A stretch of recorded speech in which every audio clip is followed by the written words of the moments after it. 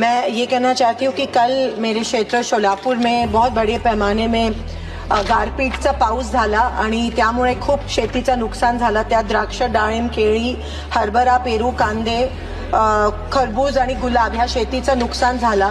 पण अजूनही सोलापुरात पंचनामे झाले नाही आहेत। त्या ठिकाणी शेतकऱ्यांचं खूप मोठ्या प्रमाणात नुकसान झालं असल्या कारण एनडीआरएफच्या माध्यमातून तिथे मदत होणं गरजेचं आहे आणि मी मागणी करते की ज्या शेतकऱ्यांचं नुकसान झालंय त्यांना ताबडतोब त्यांची सरसकट कर्ज माफी उनकी होनी चाहिए, क्योंकि बहुत बड़े पैमाने पे नुकसान हुआ है।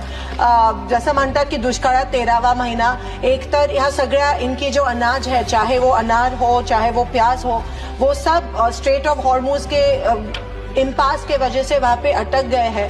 जो व्यापारी है वो किसानों से खरीद करना नहीं चाह रहे हैं और इसीलिए बहुत बड़े संकट में खास करके हमारा महाराष्ट्र का किसान है।